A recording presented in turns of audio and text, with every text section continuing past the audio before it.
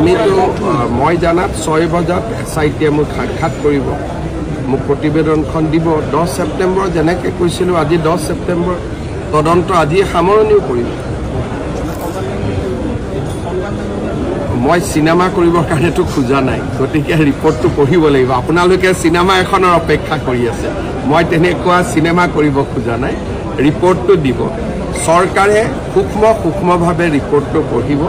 আৰু চৰকাৰে ৰিপৰ্টটো পঢ়ি যি ব্যৱস্থা ল'ব লাগে তাকে ল'ব যদি আপোনালোকে ভাবিছে যে প্ৰতিবেদন দিব মই এখন সাংবাদিক মাল কৰি এখন সিনেমা কৰিম আপোনালোকে ৰাতি টিভিত ডিবেট কৰিব টক শ্ব' পাতিব চৰকাৰ তেনেকৈ নচলে চৰকাৰ গাম্ভীৰ্যতাৰে চলে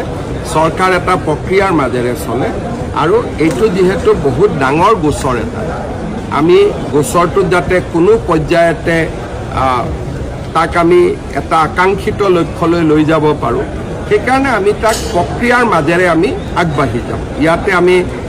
ৰিপৰ্ট এটা দিলে মই গুৱাহাটীত সাংবাদিকসকলক মাতি ল'লোঁ তাতে আপোনালোকৰ আগত প্ৰমাণখিনি দিলোঁ এটা টক শ্ব' হ'ল গধূলি প্ৰশান্ত ৰাজগুৰু বহি গ'ল অমুক বহি গ'ল এই ধৰণৰ পৰিৱেশ এটাৰ কাৰণে আমি তদন্ত কৰা নাই এইটো এটা খুব চিৰিয়াছ ইনকুৱাৰী দেশৰ সাৰ্বভৌমত্বৰ লগত জড়িত এটা তদন্ত আৰু দেশৰ ৰাষ্ট্ৰীয় সুৰক্ষাৰ লগত জড়িত